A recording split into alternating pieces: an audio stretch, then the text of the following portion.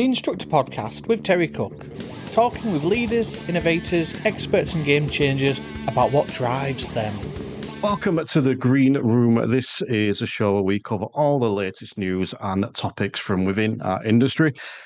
And this is, I suppose, also the point where I normally say I'm delighted to be here, but I'm probably not today, because initially when we were going to record this episode, it was going to be last week, and we were doing a very specific episode around the difference between franchise and independent and being employed. We were going to cover the latest news and discuss the Meganar and all the usual stuff we're going to do, but then something happened and we got some news that we had lost the amazing human and industry legend Lou Walsh, and I decided it wasn't right to record that day, and also I had zero desire to record that day, so we put a pin in that, and we may come back to that in the future, but put a little bit of thought into it over the weekend and spoke to a few people and decided it would be nice to record something talking about Lou Walsh and sharing some memories on Lou.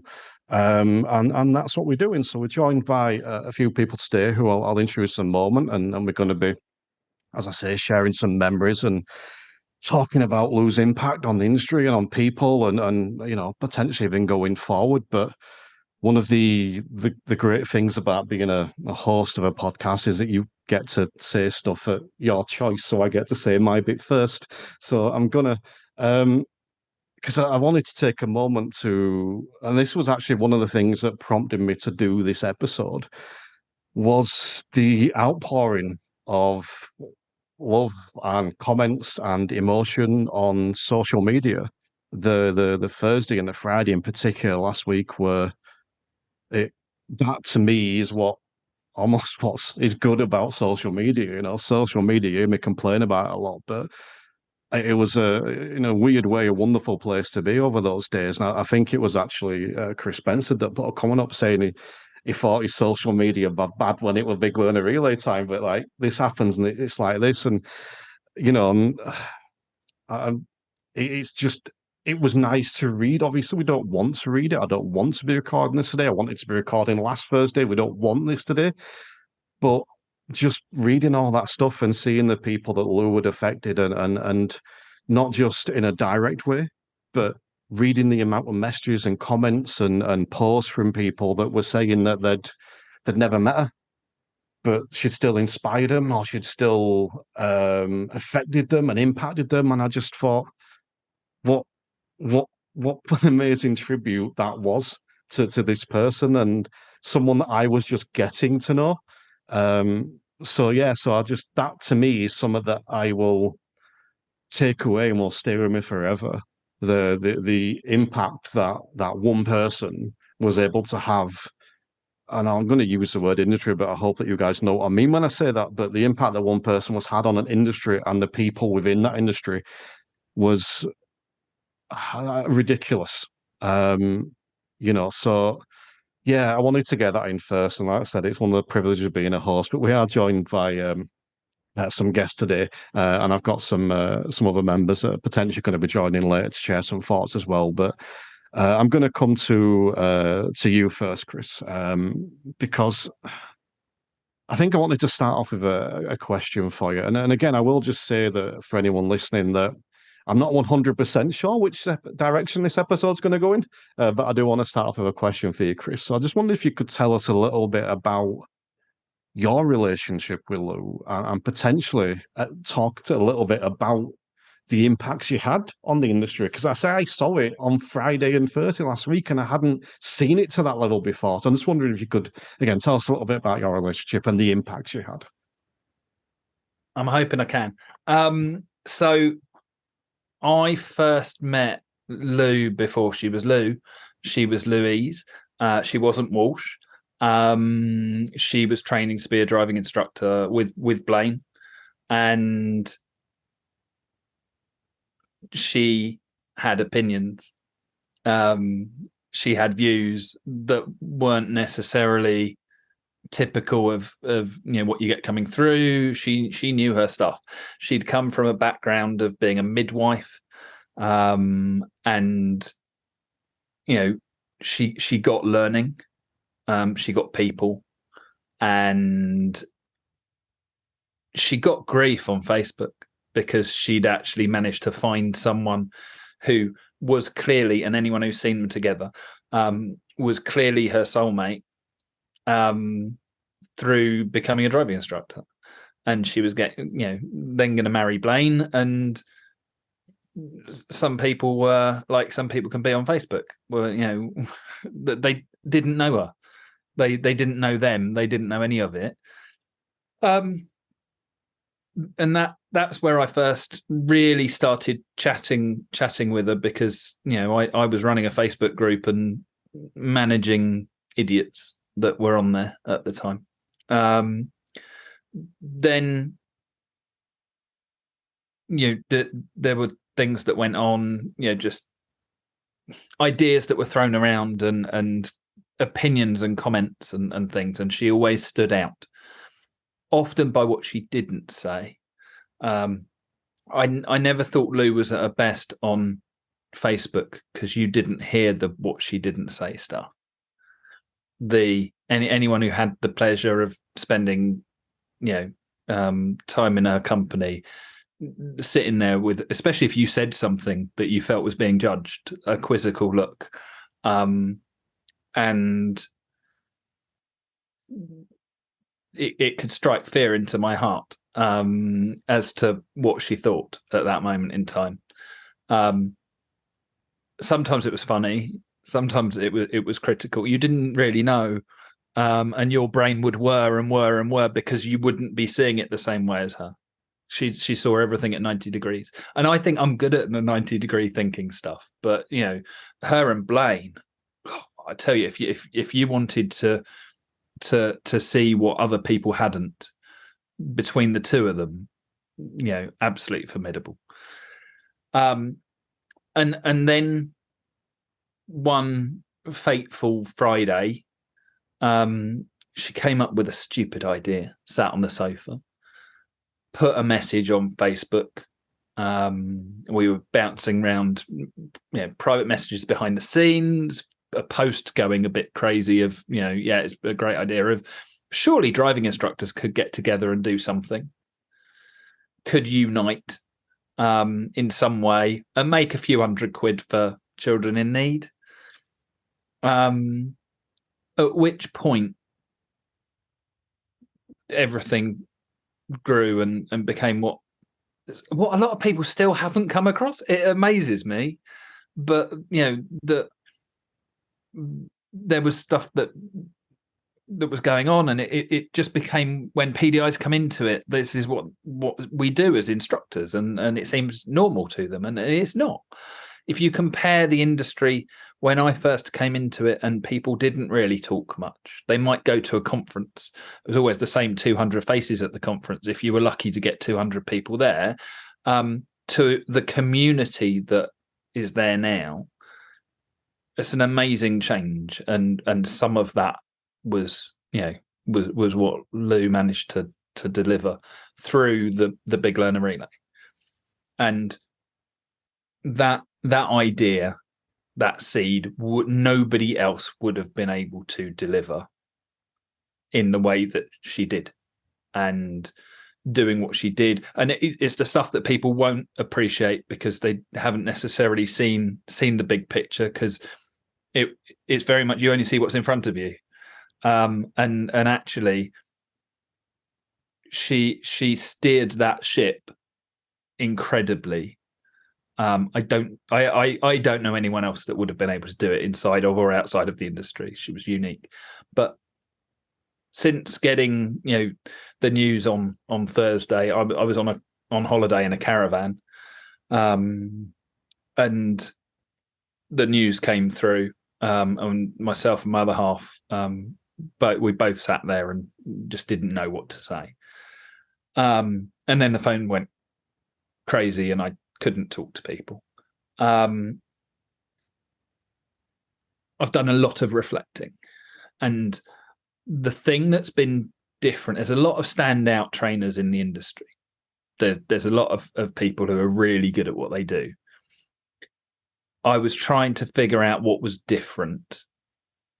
And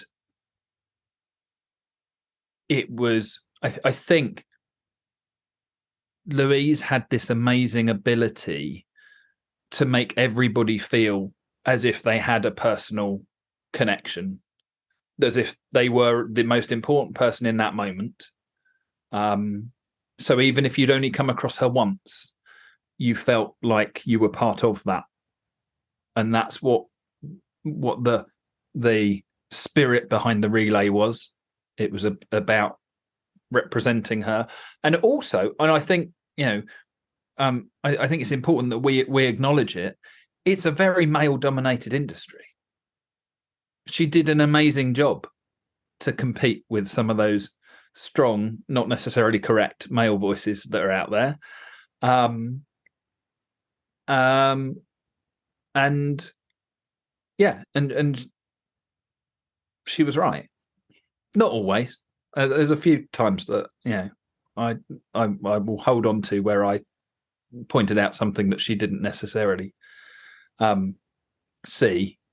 She wasn't perfect, and I love that about her. But they were normally things that were the ones that were 2:00 in the morning and something was going on, and it was, have you seen this? Oh my God,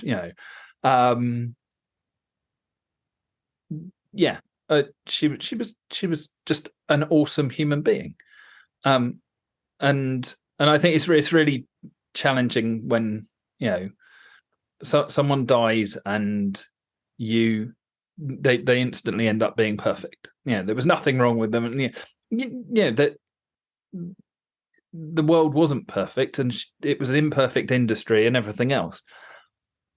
But she was flipping amazing. I've said I'm not going to swear today, which she probably would have disagreed with, because when I put out the post that I put out about the news, I ended it with something that was a quote from Lou about something different that I won't go into today, but it was very poignant to it, which was, it's shit, but it's a very special kind of shit, which was something she said to me to pass on to my brother. And the other one, every time something's gone wrong since Thursday, I've had a little voice in the back of my head going, fuckety, fuckety, fuck. Which I've really valued. But yeah, I think that's, it's really hard to, it's totally unfair to try and put someone down into, this is all about them. Because it was so much, and right place, right time, and all of those things. But there was something special that meant, in comparison to anybody else who was doing that, there was a bit of magic. And I don't know what that was, but I do think we've lost something very special to the industry. Very special to lots of people, and that outpouring that we experienced over the last few days, from people who had, and even the ones that hadn't had the opportunity to meet Lou, that had done training through videos or had listened to her on a podcast, or all those people felt as connected as everybody else. It was, and something really important to her was, it was our relay. It belonged to everybody. And I think equally, she was our Lou, and she gave that a lot. And something I've been really aware of is the fact that actually, it must have been, I know it was really difficult for her family, because she gave herself to us for, we'll say 2 weeks, but it so wasn't. It took 6 months to plan that blooming, relay every year. and she gave herself to it absolutely fully. But it took her away from her family for 2 weeks at least of each year, plus all the other stuff. And I think I popped a message on there saying that I hope that her family can see what she meant to all of these random strangers that were just united by a badge, because that's all we've got in common, or an odd bunch of people. She loved that. She collected odd people. She did it really well, and she, I put a message up to Blaine saying, I really hope that outpouring showed some comfort and showed some love. And he said that her 22-year-old had come into him at 1 a.m. and said, there was an odd happiness from scrolling through Facebook. That just to see how important she was, because I think so often people in life haven't got that, that they're important to the people around them, but it's really easy for us to sort of things to come to an end and us not have left anything behind. I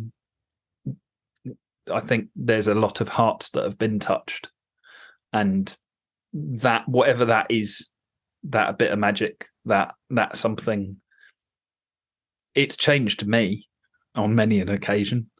And very selfishly, I didn't realize how she was always there. That when something like this happens, that's who I go to, and I've been very aware of that for the last few days. I think it takes someone special to do something special, and you spoke then about the outpouring that I kind of mentioned at the start, and I think that shows that she was someone special who did something special. And I do want to touch back on a little bit about the person and the way she was, because I obviously had a bit of a spike in a certain podcast episode over the last few days, with people going back and reflecting on it. And a few people have messaged me about that episode, and I just found it made me think back to that episode, because that was the first time that I'd ever actually spoken to Lou, was on that episode. Previous to that, I knew Lou through what other people had said about her on social media. And you've just kind of described her relationship with social media. And upon speaking to her on the podcast, I went, this is different. This is something different. And it was only on season 2. And I think it was the first episode where I ever felt, in a good way, challenged. The questions that I was putting forward, I was in no way getting the answers I was anticipating. And I try really hard not to expect an answer. But it's hard not to. We do it on lessons. You ask a student, you kind of anticipate an answer, even though you shouldn't.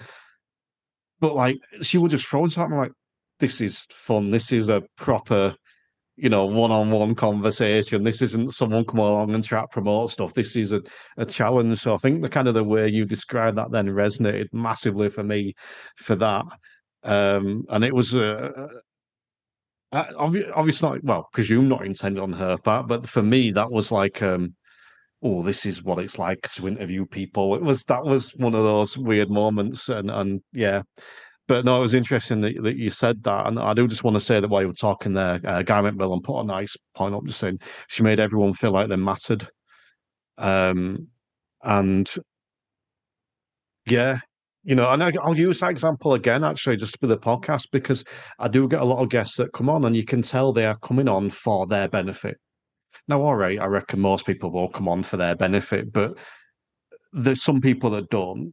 And you two, you guys that are on today, but also, Lou was one of them people. She didn't just come on for her benefit. She'd come on wanting to help me and wanting to help the people that were listening. So, yeah. Interesting thoughts. So I do want to come back to the big learner relay and some other stuff you said there, Chris, but I want to move over to Phil because Phil, I'm keen to ask you a similar question to start with. Talk a little bit about your relationship with you, but I know it was different as well because I think you'd done a lot of training with her and you'd worked with her. So I'm interested to see what that was like and hear from that perspective because I never did. I worked with her in this capacity. So I'd be just, keen on your thoughts around that. Yeah, like I said, I think I probably know Lou more through training than through Big Learner Relay. I've obviously experienced Lou's passion on Big Learner Relay and being out on the relay and being a lead car and the way she just. So I remember seeing her just how effortlessly she controlled that those like the chaos, but and it would be chaos without her. Like we had like 40 driving instructors trying to be organized together, and she just organized it so effortlessly. And then jumped in the back of my car and was just, and I had my pupil's daughter in the back of the car, and they were best friends within like 2 seconds. So it's and that's what she did. She was just sort of, like you say, like she managed to make best friends with this 2-year-old within like seconds, and my pupil and me, and she made everyone sort of feel like that. And I think that's, like you said, where we got that outpouring of emotion on Facebook and on the PDI group as well. There was so many people on that PDI group that they've never met Lou, and they almost like it was like, we've never met Lou, but we can see what we've lost, and obviously we're going to try and keep that going as much as possible. But yeah, I met Lou through training. I went on one of her workshops. Was the first time I met Lou. I went to that same workshop 3 times, which is how good it was. And how you could just listen to Lou for all day, and she just made it interesting. I don't know anyone else in the industry that can explain it the way she does. And I think, like Chris said, there are plenty of really good trainers out there, but Lou just had a way of making it almost just seem like, of course it's like that. It's obvious, but it wasn't obvious to everyone, and Lou was able to make it that way. And I think that's again why maybe so many people resonated with her as well, because she was able to make it simple for them. And she was so giving with her time. So obviously with the Big Learner Relay, but like I remember speaking to her several times, so I kept offering to help, but she had messages and like streams of messages on Facebook from people wanting to watch videos and support, and she would do all of that without question and without asking for money for it. It was just, she wanted people to succeed, and you can see that within the Facebook group and the amount of people, again, that like, even if they've not had training with Lou, they would have had something from Lou that might have just made that little extra change. So I went on a few of her training courses. That's how I knew her. And then when she came up to one of the training courses, I asked her to come and sit in the back of one of my training sessions. So I started becoming a trainer at this point. And I think probably more so than being audit, I wanted Lou's approval, basically. I was talking to Diana about this, who's another one of the admins on her group, and we both said this, like we were like little puppies that just wanted Lou's approval. We were both disciples of Lou, and again, like I was saying something, and it's such a stupid thing to miss, but I'm gonna miss Lou liking my comments on the group, because she would scroll through and go, yeah, Phil's had a good comment there, or just type in what Phil said just to kind of like confirm Phil was good. And I've been doing this job for 17 years, but still want Lou's approval to say, yeah, no, that was correct, Phil, well done. But that's just, I don't know, she just, like Chris was saying about how you sort of like held yourself in suspense waiting to see her response, and that's just like, she had that power, but without being overpowering with it. It was always from like a place of love and support. it was fear on my part on a number of occasions. I would just say that. Yeah. Can you? Well, it's like you said, Terry, you'd say something and you'd expect a response, and then Lou would come back with something completely different, and you'd just be like, oh, no, I haven't seen it like that before. You're right. And she would, and she was inevitably mostly right. I definitely had a few where we had a debate before. I tell you what, I was straight onto the group asking her about gas and bite. After our last conversation, Chris. What did she say?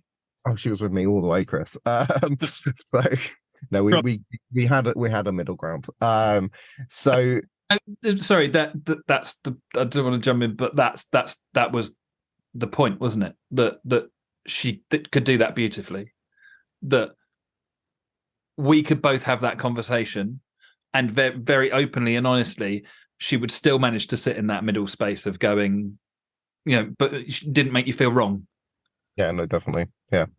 Yeah. And then she had a way with words. So, and so having sat in the back of my training session, from that point onwards, Lou was then sort of recommending PDIs to me. And then during the last, it was during the last learner relay, the PDI group was getting a bit too much. She was going to go off on 2 weeks of sitting in a car, and so she asked me to join the admin team on the PDI group, and like that was just a massive privilege to me. Like, she asked me like it was going to be a big deal, and I was like, of course I will, Lou. That's ridiculous that you're even trying to talk me out of it. But she was like, you don't have to if you haven't got time. And I was like, Lou, you give your time to me. And like she's watched several of my videos over the years. She was always my go-to, send a video, please can you watch this? And like, I get that I'm not a PDR. I've been doing it for like 10 years. I'm like, can you just give me a update on how I'm doing? And she would, without a second glance, jump in and give me some feedback on the video. And yeah, so of course I would give my time back and help her support PDIs. So that then carried on being within that group, and like I'm so glad I had that, because it meant that I could work closer with Lou and be close with Lou, and obviously at the time I didn't realize that, but obviously I massively appreciate having had that time to see her in action and work with her more. That included every other Sunday we were doing Zoom sessions, and her ability to just, I don't know, talk. Like the sessions were 2 hours long, and we'd have a topic, and I was like, I don't know how you're going to talk about this for more than 10 minutes, Lou. And she just would, or someone would ask a question, and she just had the answer, but not just the answer. She had a 10-minute explanation about it, and it was perfect and to the word. And so I don't know anyone that, and again, I know there's lots of good trainers out there, but I don't know anyone that knows the stuff like Lou did and could explain it in a way that Lou does, and that just resonated. Well, certainly resonated with me. Yeah, she was just, yeah. I wouldn't be the driving instructor I am without Lou. I see myself as hopefully a little mini Lou, and can do, like, when I'm in the car, obviously I'm nowhere near Lou as when it comes to stature, but we talked about it on the Zoom. She said that she was talking about her when she first started her training and going for her part 3, the nerves kicking in, and you've got and you're just like, I have no idea what I'm going to say. And obviously she did her training with Blaine and had watched hours and hours of videos of Blaine talking. And she said that her mini, like, inner Blaine voice kicked in, and she just started being Blaine in the car, sort of thing. And both me and Diana instantly said, that's what we do for you. Like, so when I'm in the car, my inner Lou comes out. And yeah, and I think that's kind of her legacy, isn't it? So think about how many driving instructors there are out there that have an inner Lou basically coming out. And it's interesting, like, when I watch videos of, like, somebody will send me a video. I watched one yesterday and she wanted to send it to Lou, and I said, I'll watch it. And you could tell she'd been watching Lou's stuff, because it was a Lou Walsh lesson. It was the inner Lou coming out. And And I think about how many learners who don't even know Lou have benefited from Louisms and stuff that driving instructors have gone on and taken to and improved the way they train because of Lou. And so that sort of kind of dropping a pebble in a pond and the ripple effect, and Lou's ripple effect is massive. And people don't even know how massive it is, because she had a way of affecting people who then wanted to follow her, without being asked to, basically, quite literally in a relay where people would follow her. People just want it to be like Lou and make her proud. So, and I'm hoping we can do that. I think when we talk about putting people on a pedestal, it's often used in a negative way. I don't think it is. I think that putting someone on a pedestal is a positive if you use it that way. And it feels like a lot of people did that with Lou, and I don't know if I mentioned this at the start, so I probably should mention it now, that, I never had that big, strong relationship with Lou. I never trained by Lou. I think I said before we started recording, I felt like we were becoming friends. We weren't friends, so I feel a little bit cheated there, actually, a little bit. But I'm coming from a slightly different perspective. I'm coming from that sort of further afield perspective, but think that, if you can find someone that you connect with and work with and that's just a good human and put them on the pedestal and use them as your inspiration, I can only think that's a good thing. And when you were talking there about the Lou liking your comments and stuff, genuinely one of my highlights from this year, and this is going to sound silly, but I'm going to say it anyway, one of my highlights from this year was on the Instructor Podcast Facebook group when I put a comment about not liking SMART goals. And she jumped in and went, "Thank God, someone else that doesn't do it." I'm like, "Yay! I've got an agreement from Lou. That was my first one." And I got quite excited and like, "Yeah." So I kind of get what you're saying there, but you speak of like your admiration for her and so on. I'm just curious, and I hope this question comes across as intended. Back in April, we were at the Intelligent Instructor Radio INJC conference, and for reasons, someone didn't turn up, and there was a spot that needed to be filled, and Lou immediately put you forward, Phil. How did that feel? From the person that was as you've just described, come on, let's do it, sort of thing. Terrifying. I remember. So the expo hadn't even started. I turned up, gone over to the Go Green table to say hello to everyone, and Lou quite flippantly just said, "Phil, what are you doing at 9:30?"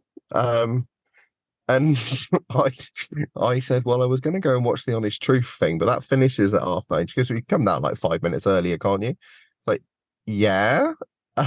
Why?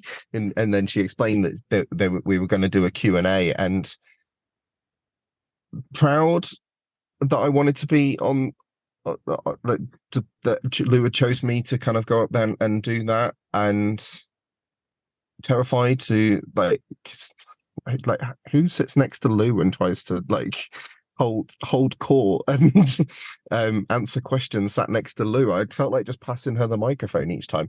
But it went really well, and I managed to get Diana to video some of it and take photos, and I'm so glad that I have that, because I was watching them this week, and yeah, I just that I had that moment with her on stage, definitely. And but again, that was what Lou did. She just kind of pushed people to be better, and she wanted to encourage other people. And I said to her when she said it, that one of my goals was to do like a presentation at the expo, and she said, "Well, that's coming early."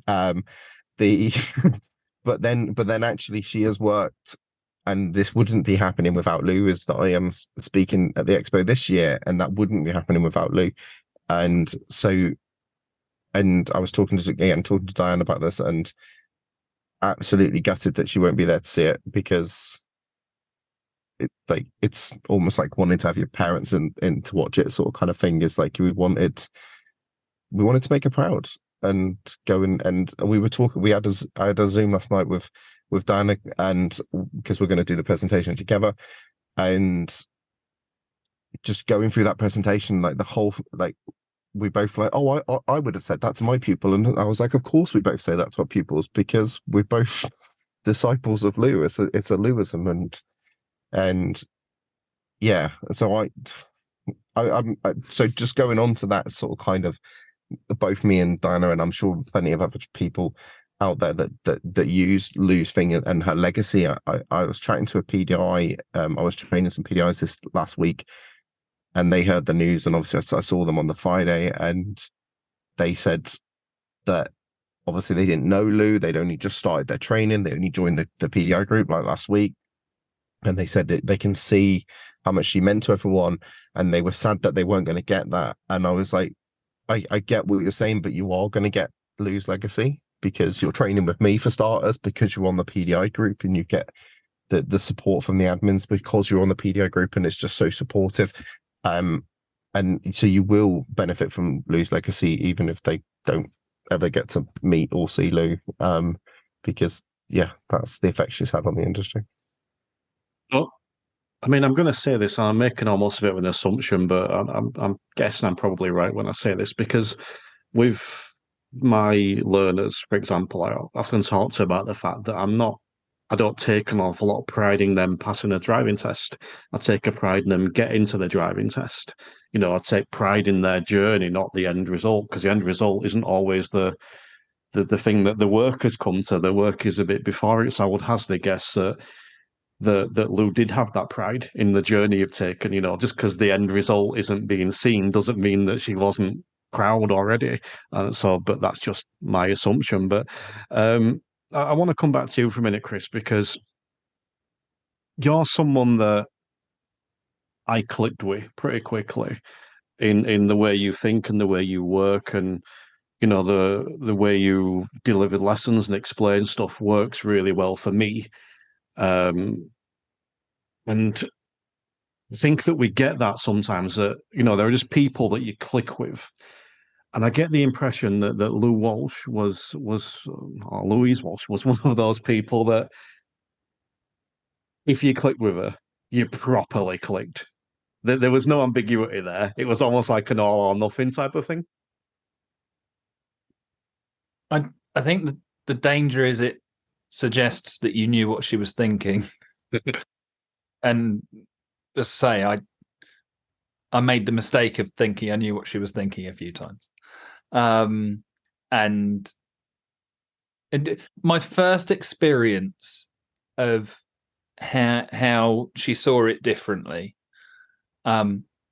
is a story I've told many times over the years, but I was running a course about neuro-linguistic programming, NLP.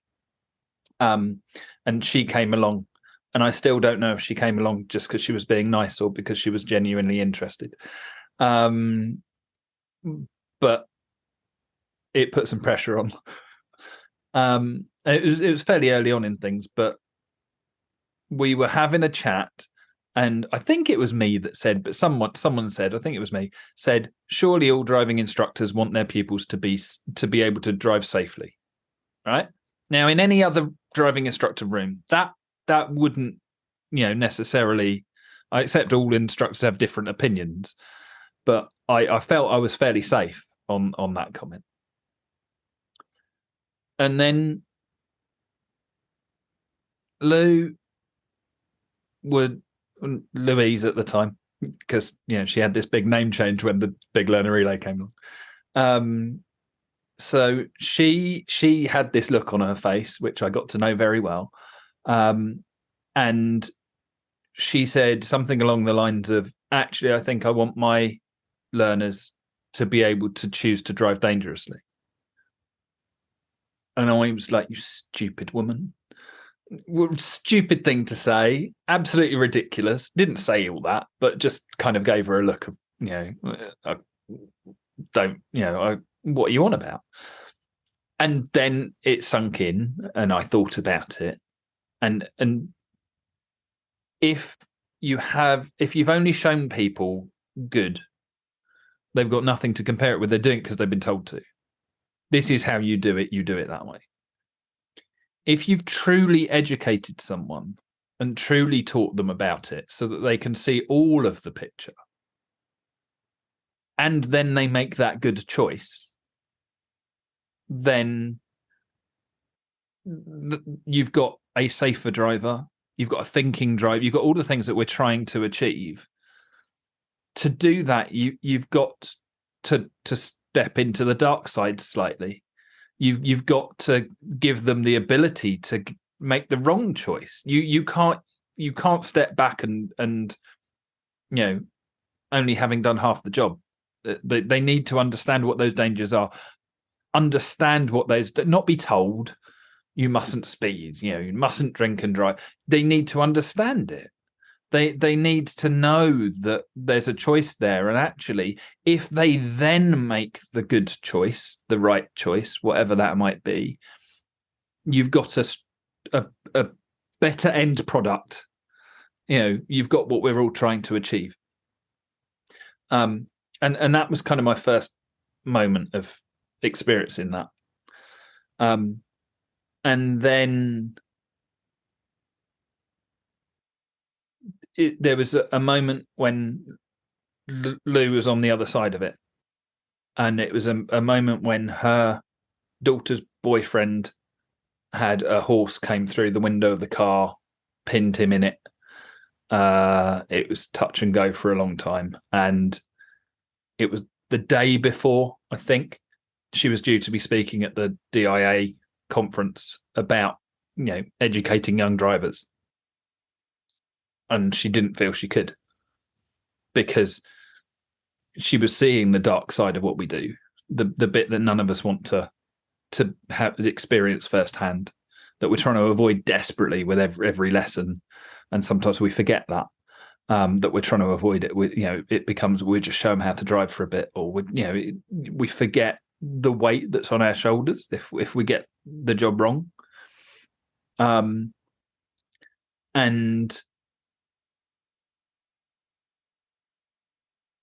I was reflecting on, been doing it a lot, reflecting on Friday, that there's been a number of times that Lou's brought me to tears. And at the DIA conference was one of them. I did then end it swearing at her. That was the relationship we had. There was a fair bit of swearing involved on occasion, but it was because she could deliver things in just that honest, no holds barred, just straight down the line.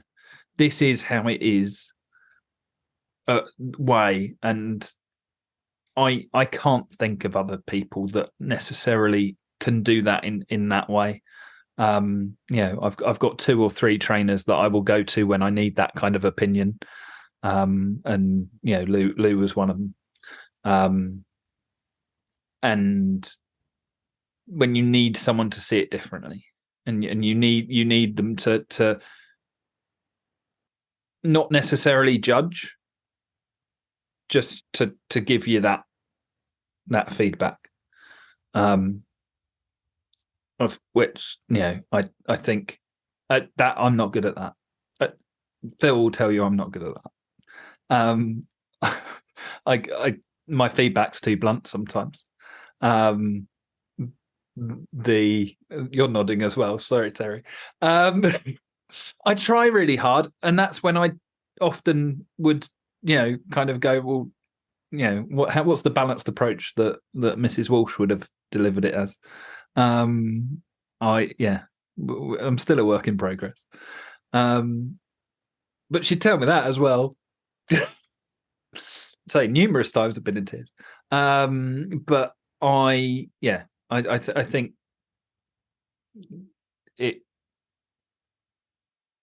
it was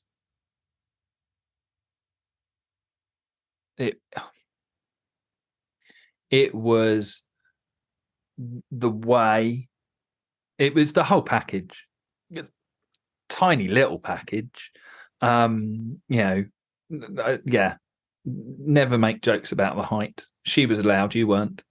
I made that mistake on the relay. I was actually joking about someone else not being able to reach to put the booth box on, and Lou gave me a look. I was like, "Oops." It did mean that you could pick her up and spin. And one year, can't remember which year, I had this habit of bringing in, what do they call it in computer games? Like it's not a side hustle, but side tasks. Yeah, quests. So yes, so there were like some side quests going on, and one of them was who could do the best hugs, normally involving spinning in circles as well, which I got cursed about because it was a bit like bum watch that happened one year as well, which was how numb was Lou from sitting in the back of the car. And for me, that was my relay. The main event, it wasn't about that. It was about the other stuff. That what could you get away with before you got told to stop? I remember being told to stop a few times, and I did. Yeah, I'm slightly amused because driving questions have no chance, but computer games, side quests, I'm all right. We can answer those questions. I do just want to mention something that was put up in the comments there, because I think this is relevant. Something you were just saying, Chris, which is by Sharon. I don't know if that's Houghton or Horton. Either way, she was not scared to ask questions that others would avoid. However, whether you agreed or not, she could justify reasons for the questioning. She definitely made you think out of the box and brought up thought-provoking questions. And again, that takes me back to the podcast episode. She wasn't scared of that stuff. Does that resonate for you, Phil? Not being scared to ask questions that others might avoid. Yeah, no, absolutely. I think if you ever mentioned the DVSA to her, it was always an entertaining 5 minutes. But it was almost like sometimes if I was bored, I would mention it just to set her off. But again, it was always correct and justified and reasoned. It wasn't just ranting for the sake of ranting. It was ranting for the sake of wanting to make change, and that was what Lou did. She wanted to make things better. And whether that was with one individual person or an entire organization, she wasn't one of these people who would moan about it and then do nothing. Like she wanted to be at the meetings. She wanted to be there making the changes. Chris is similar in that sense, whereas I'm more of a moan about it in the background kind of guy. But yeah, so absolutely, she would make you think and challenge you. I remember when I sat in the back, and when she sat in the back of one of my training sessions, and just sort of kind of out of interest, I said, "How would you have scored that lesson?" As in, scored it for the PDI in the car. Poor PDI, was me and Lou sat in the back, and actually, she just said, "I think Phil." And I was like, but I'm asking. And she was like, "No, Phil, I think you know." And I was like, okay. I probably know. And that's what she did. She knew when she knew when to offer the advice, and she knew when to challenge you to say, "No, actually, come on." And push you into sort of kind of finding that advice yourself, basically. And yeah, she just had that way of knowing those things, had that way of thinking about stuff that was just, again, different to others. Like I think I've seen it on Facebook groups quite a lot, people talking about the roundabouts being pizzas. That's a very like think about how many learners are driving around roundabouts now, like go and stay on the crust. And just I do think she just had a day of training where she was really hungry, because she also used pizzas for parallel parking. I think she was just hungry one day and decided pizzas was the way forward. But there were so many just little moments like that. The way she described her high five skills, that again changed the way I do my training and how I bring it into my training. I'm currently writing a syllabus for my driving school, and I actually showed it to Lou. And even though in my head the 5 skills were in there anyway, she pointed out to me, is like, it needs to be front and center because it's everything we do. So I changed it. And again, that's the sort of thing I'm talking about, how there's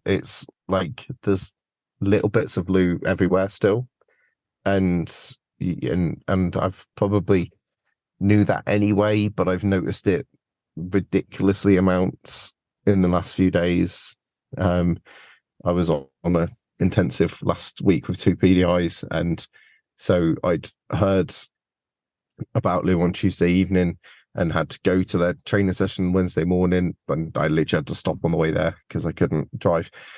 But I wanted to do the lesson partly because, again, I don't know, I just wanted to, like, Lou was all about training. I wanted to go and do the training, and then also because it was a distraction.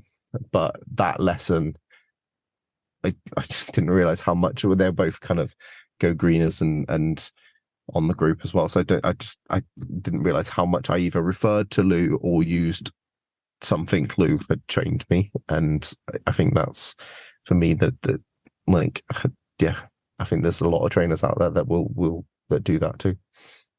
I do want to touch back on something you said earlier, though, because you mentioned about Lou wasn't one just to moan. She might moan, but she would then take action.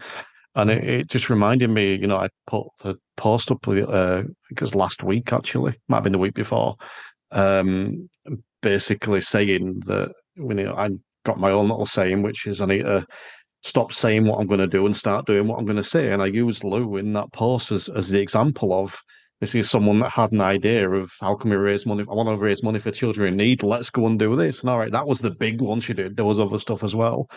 And she always struck me as that person of, I'm not just going to moan about this thing. If I'm going to moan about it, I'm going to do something about it. And I think the other thing I want to mention, and look, this show's never been about plugging stuff anyway, but I'm not plugging stuff here, but I'm going to mention it, which is, because I said it, and if you haven't already, go subscribe to Kit Magazine. They did a little tribute, edition this month for Lou, and one of the things I put in there, I spoke about the thing that I perceived from Lou, which was her kindness, and that there was an assumption of kindness. It wasn't even expected. It was like an assumption. And I'm trying not to give the specific example when I say this. I don't want to. But I had an issue. She messaged me about something, and I replied back that I can't because. And she's like, don't worry about it because of. And I'm like, it was just so flippant, so innocuous, so assumption. Like, why would you even worry about that? Here's how we'll fix it. And it was, the kindness was assumed. And I'm the sort of person that expects kindness, and if someone isn't kind, I tend to dismiss them quite quickly. But I got the impression from Lou, she didn't expect it. She was just assumed. It was just there. It was given. That's what was there. And I think the two things for me will be, my abiding memory will be that outpouring of love and emotion and on over those couple of days, but also that, and it's somewhat I've taken away, the assumption of kindness. And I just think what a wonderful legacy to leave. But I do want to ask you, Chris, I spoke about a legacy to leave, and potentially a very unfair question to ask you, but what have we lost? What's the industry lost?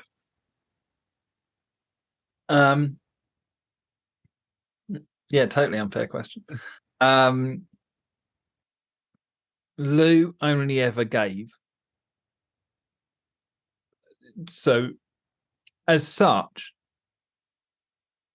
we haven't lost in a lot of ways.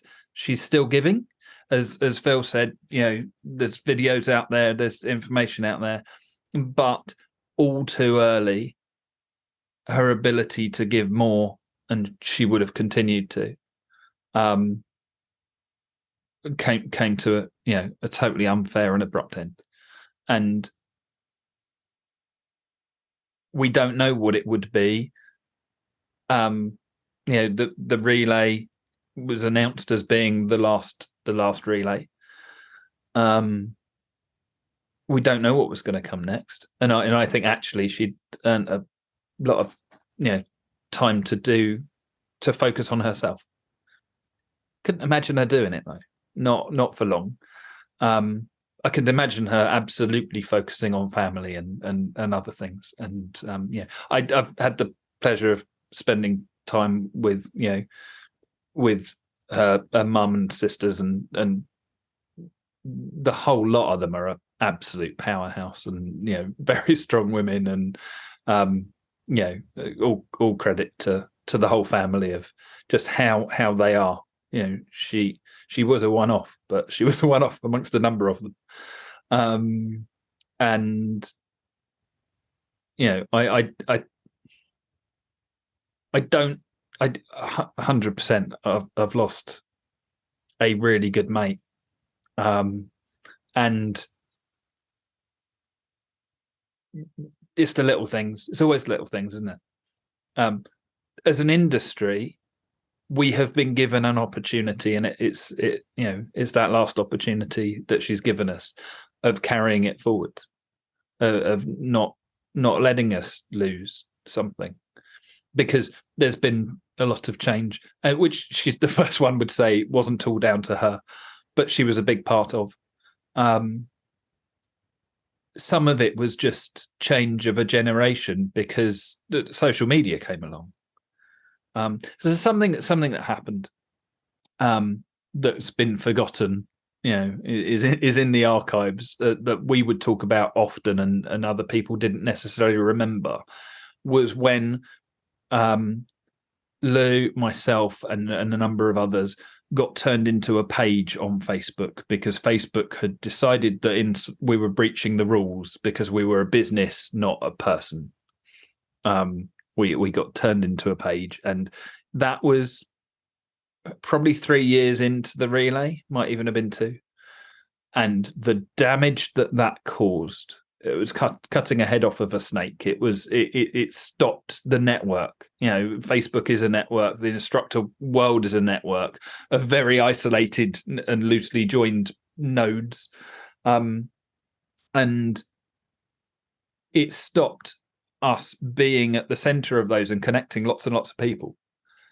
And the massive damage that the loss of just our projected profile on Facebook, it wasn't the real person, but the projected profile, the loss that caused was huge. And we recognized it because we'd put a post out and you wouldn't get people seeing it.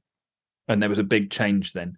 And then 2 weeks later, and there was no warning for this either. So what happened? It was the second year, because we lost all of the stuff, the photos and everything else. Lou was devastated. She'd lost all of that stuff from the first relay.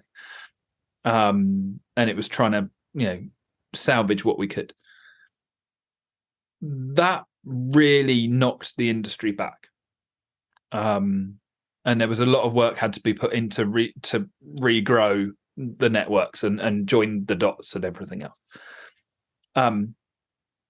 In a way, a linchpin has been removed, and the network will suffer because of that. But the difference now, there are groups, like the PDI group, there's connections out there that have been made, and what we need to do as an industry is to make sure that they stay there, that we still challenge things.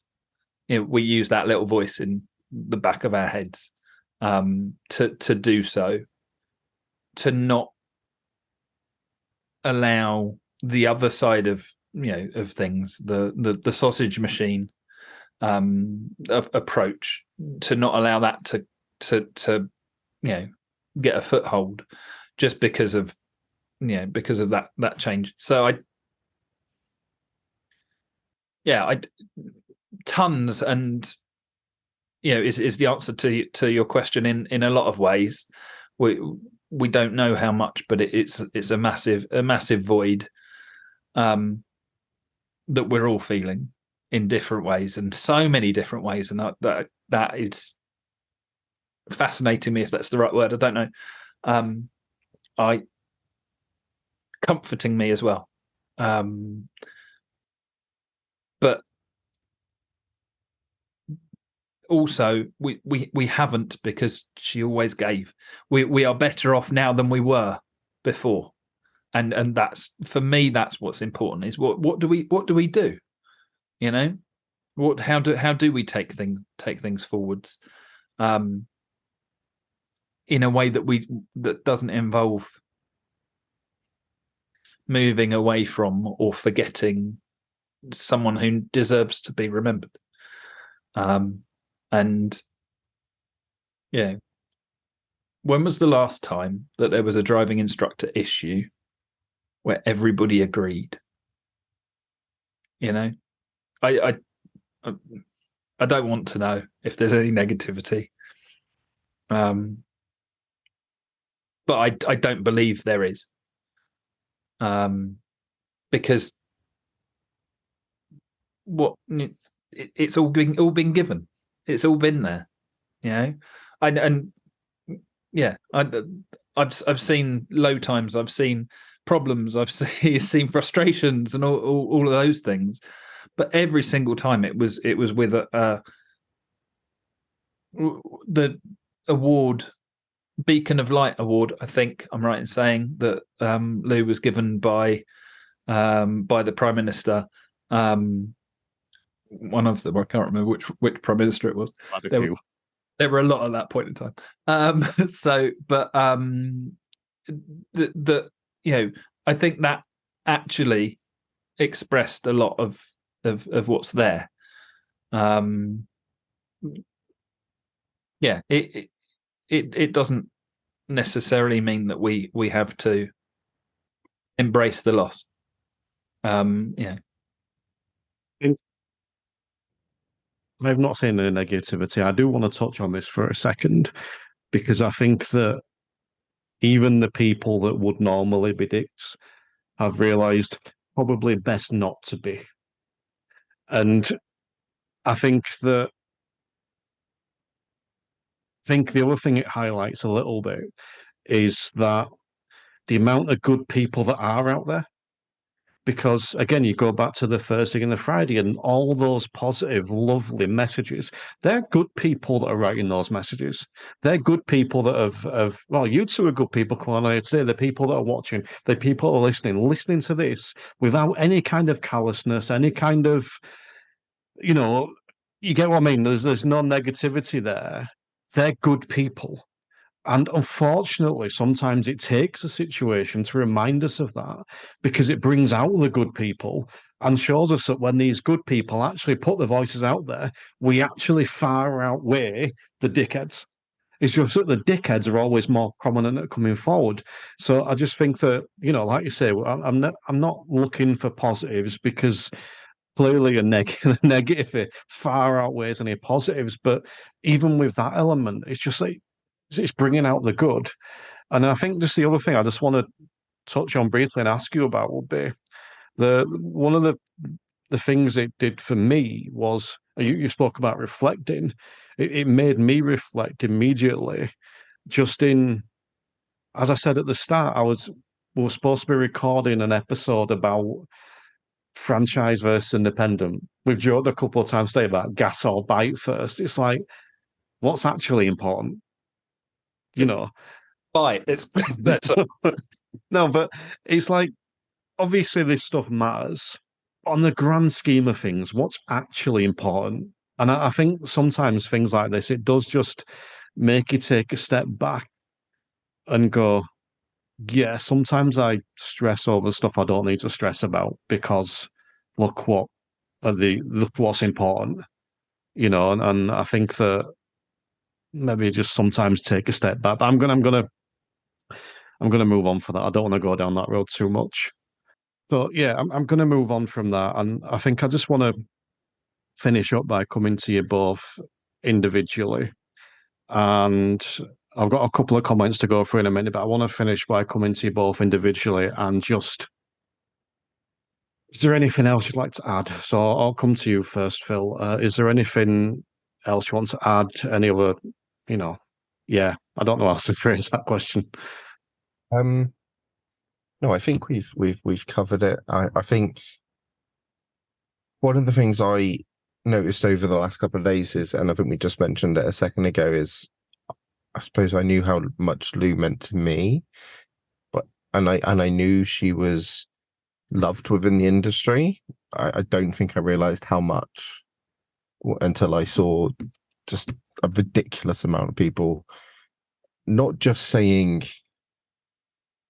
the standard that you would say when you've heard the news, but actually everyone had their own story, everyone had their own photo, and actually, like how many other people would have that like everyone's got a photo with Lou and looking smiley and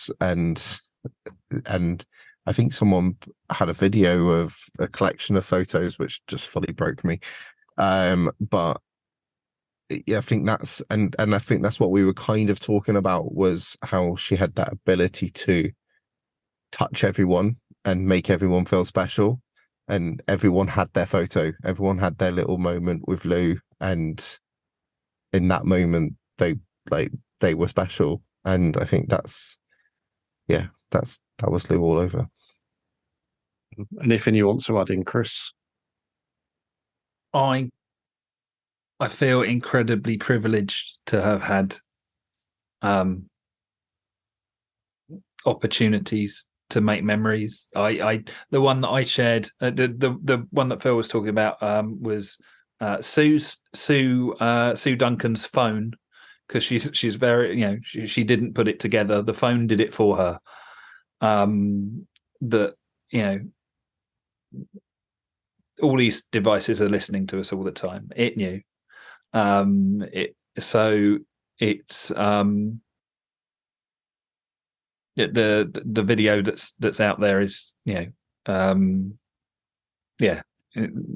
watch it when you're sat on your own, or with friends. But I've had a number of moments where the one that I shared was the song from we retitled it. Was the one from The Greatest Showman. We retitled it 3,000 Miles because of the relay. When I knew she'd say no, and said, I really want you to do the solo at the beginning and then everybody else join you. And there wasn't a moment's hesitation. There was slight trepidation about it, but she did it, and the performer that she was she was able to work a crowd and benefited hugely from doing a stand-up course of learning things like that. And it's those bits that I was reflecting on, that we are so lucky that a lot of that stuff is still out there. Go and find some of it, and revisit it. I know we've got the different songs from the relay that are out there. There's tons of training resources, not just videos, but all sorts of things out there. Go and find the special stuff and make it the star of your lessons for a bit, and see what you want to keep hold of, and there will be some awesome stuff out there. Because it was how it was delivered and where it came from that was important. So I thank you, because I know this was a do we do it, do we not podcast episode. I don't see how we couldn't have, because it's all about the industry, and Lou was all about the industry. But I don't think I've figured it out yet. I don't think I've got my head around it all. But over the next however long it's going to be, I hope that we manage to keep hold of all of those positives, and that's what I want the focus to be for me. For everyone is, just making sure that we keep all that goodness and all of those things out there so that we can benefit, everyone else can benefit, and there's absolutely no way she can be forgotten.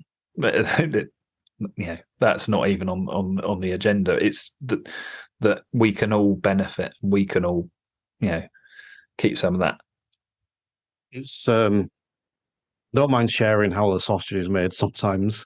And you said there about will we, won't we with this episode, and I think it's almost a little theme throughout this episode. And again, sharing how the sausage is made. The reason why I was debating, in all honesty, was there was a concern that people would find it exploitative. In fact, I sent you that message, Chris, and you replied, "Yeah, they would." And then I realised you were replying somewhat different. But yes, there was a concern that people would find it exploitative, and I put a little post about it, and just the positivity through the comments and the messages were just lovely, and it made me realise that I'm worrying about the wrong people. As I've said before, it's the good people, the people that came out on Thursday and Friday, the people that come out every year for the Big Learner Relay, the people that when someone asks a question online, they go, "Here's a recommendation for Lou Walsh. Here's a recommendation for Chris or Phil or whatever." It's those people we need to focus on. And as I've said before, I had no way the relationship with Lou that you guys had, but I got the impression they were the people that she focused on. And I think we've both kind of said it, or sorry, you both have kind of said it, and sometimes we need to find other people as a bit of inspiration. Okay, there's nothing wrong with thinking sometimes be a bit more Lou, or whoever that inspiration is. And I think when someone impacts an industry the way that Lou did, and the people within it, that's what the industry is. It's people within the industry. When someone affects them the way Lou has, they should be spoken about. They should be acknowledged. And that's not a disrespect to anyone else. It's an acknowledgement of, I go back to what I said before, sometimes it takes someone special to do something special. But I'm going to come back to a few of the comments that we've had, because I've not read them all. Guy McMillan said, "Yep, all my learners know they're driving on the crust or through the cheese and tomatoes." Fiona, by the way, I'm not going to pronounce some of these surnames. We both did our level 1 and 2 BSL at the same time. I chatted a lot regarding the regional differences, how to swear. I was a lead car. Oh, the thing's in the way. I can't read it. I was a lead car on the first BLR. She must have loved my comment on meeting. Wow, you're tiny. I'll get Podsy off the roof. Amazing lady. Wynn says, "Everything you guys are saying fit Lou so much. I was on a course a month ago which changed my whole concept. Everyone teaches to get things right. Why don't you teach them to get wrong?" Everyone in the room went quiet, and the look on Lou's face was, "Well, what's wrong with getting wrong and then getting them right?" Fiona says, "We lost a legend." Well, lost a bloody legend. That's more appropriate. Guy says, "We've lost a leader." We still get people like Bob and Chris, but Lou had a unique way about her and miss finding out what she might have come up with next. I think you touched on that, actually, Chris. What would have happened after the BLR this year. That's fascinating. Josephine says she's loved hearing us, all our memories. Thank you. We all need to be a bit more Lou. Haley says it's painful, still don't have the words. Joe says, "Thank you guys, you've spoken so eloquently and managed to hold it together." She would have been proud but humble. Well, debating whether to say this, but I'm going to say it because it's going to sound like I'm finishing a negative, and I'm not. It's going to be a positive, so bear with me. Phil, you spoke before about everyone's got a Lou picture. I don't. And the reason I don't has been on my brain every day since Thursday. I met Lou once in person. We spoke quite a bit, but I've met her in person once, and it was at the conference in April. And I got there early, and I've got my little leaflets with me that I'll get them to give out and stuff. And Lou saw me, and she come running over. And I never knew she was small, by the way. No one warned me about that. I was like, oh, wow. It's like, do I say it? And I have to say, I'm glad I didn't. But, you know, and as she gave me a hug, run over and give me a hug around the knees. And we started talking, and someone collared me because they had my leaflets, and they were like, we need to come and sort this out. I'm like, I'll catch you later, Lou. And we never did. And that sounds like a negative, and it's not meant to be, because I want to finish on like the positive. If you're watching the video for this, you'll see behind me there's Polaroids. I've started taking Polaroids. I've started saving memories. So I just want to leave on just a little message. And this isn't my strong point, so if I butcher it, bear with me. But, you know, make them memories, save them memories, cherish them memories. If you say you're going to do something, do it. If someone pulls you away from someone at a conference and you say, I'll catch up with you later, make the effort to catch up with them later, because you never know.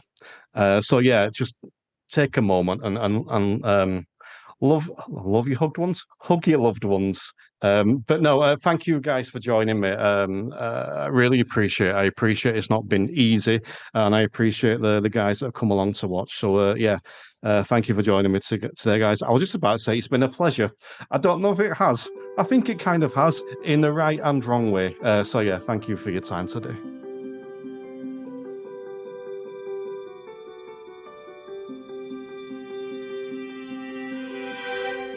I drove the roads and I could see instructors teaching happily, working on their own.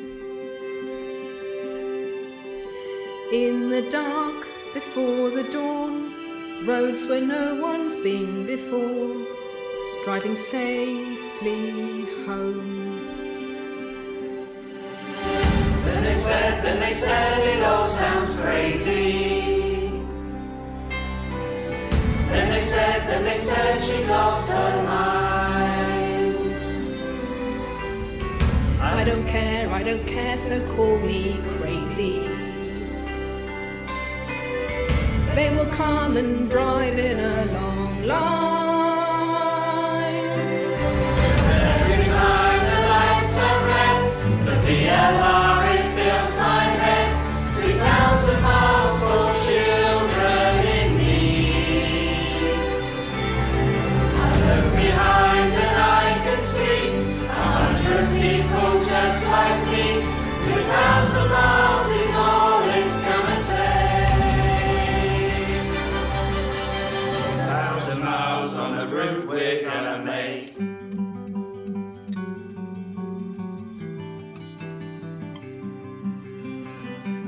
There's a thing we can teach while developing your skills, so you can drive away. A special job over miles, every day it makes us smile. Throw away those